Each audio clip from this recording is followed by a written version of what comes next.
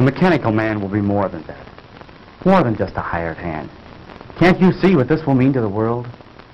He'll relieve men from dangerous jobs in all lines of hazardous work. There'll be no more deaths from cave-ins and mines. No losses from construction men falling to their deaths from skyscrapers. He'll take his place in these and many other positions where men lose their lives daily. Why, carefully directed, he'll be the greatest insurance to world peace that has yet been thought of. No. I haven't invented this man to be used as a handyman around the house. Of course, I didn't mean that. No, Madge. The mechanical man will be the answer to our future national security. I'll build thousands of them. Can you see an aggressive country attacking any country which has an army of steel men who can't be killed? But, Dr. Morton, I thought you were interested in this purely from the scientific point of view. And I am. But if I can give the world more, I'll not stop there. Now, Frank, don't get excited. Believe me, my friends, I am not unduly excited. But the prospect of what we are about to create here is tremendous. I can't help being carried away. Why don't you time out, Pop? You're right, Barry.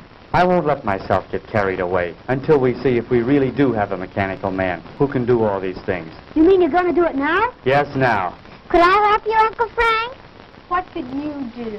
Well, Uncle Frank said we were all going to help him. Didn't you, Uncle Frank? Well, yes, I did, Janet. But I'm afraid there's nothing you girls could do right now except give us your moral support. Is there anything I can do, sir? Yes, James. Would you connect that line for me? The one over there on the other side of the bench. Right. And, John, if you hold this left arm in place, we'll make that final adjustment we were about to make before Mrs. Morton come in. Higher. Certainly, sir. Can I help too, Pop? No, I'm afraid not, son. You stand over there with Mary and Janet. There'll be plenty you can all do later on. Oh, gee, I don't ever get to do nothing. You come over here by me, dear, and stay out of your father's way. Oh, gee. I think we've got it. That should do it, Dr. Morton. Well, I guess that just about gets it, sir. Good, good. Now we'll see if all our work has been in vain. Here, give me a hand. Oh, Betty, we didn't see you come in, my dear. Darling, you look so pale. I'm all right, Jim. I've been worried about you, but Mrs. Morton said to leave you alone for a few minutes. Yes, I'm afraid I've been behaving rather badly. Everything seems to be getting on my nerves now. Well, everything will be all right now, Betty. I'm glad you're here. We're just about to prove our experiment. Dad can make them walk, Betty. That's fine, Barry. I'll be with you in a moment, dear. Please go on. Don't let me interrupt your work. Come over here by me, dear. All right. Now, James, if you throw the switch up there. Right.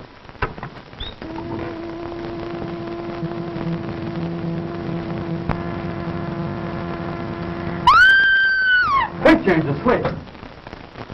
What is it, Betty? Tell us. It moved. It moved. Yes, I know. I was just about to set the man up and start him walking. But did you see that expression in his face?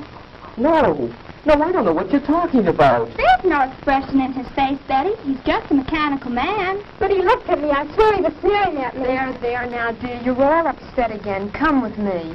Oh, I'm sorry, but I... Better take her upstairs, Madge. Give her a sedative. I will, Frank. Come with me, dear. All right. Shall I come along?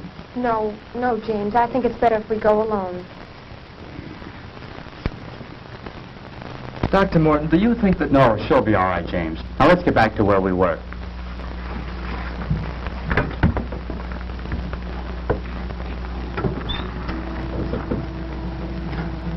Hey, Pop, he moved. I believe it's working, Dr. Morton. Oh, Frank, he does move. He does. Mary, let go of my arm. You're pinching me. Isn't it wonderful? He moved. He really moved. Now we'll see how he reacts to my directions. Oh, Frank, he almost seems human. Yes, this exceeds my wildest hopes. He's strong, too. Just feel the resistance in his arm. I can see what Betty meant now. I could swear I saw him sneer just then. That's nonsense. This is a man of steel, John. He has no mind, no willpower of his own. You're all overwrought. As you know, he's controlled by voice impulses. Take one step forward. Wonderful. Wonderful. Now walk forward. Return to the bench. I said return to the bench. Stop him, James. Back. Back to the bench. Oh, so that's the way you want it.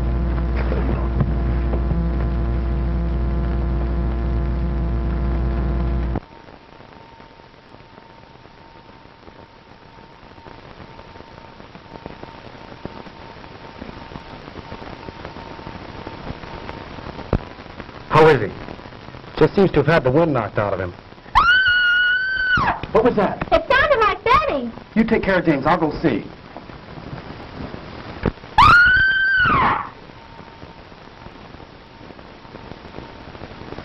Frank! Madge, what is it? Oh, it was terrible, terrible. The mechanical man. What about him, Mrs. Morton? He came into the room where Betty was resting. Go on. And he scooped her up in his arms and he carried her up. I came running down here as fast as I could. Come on, John. We've got to stop that thing. Yes, sir.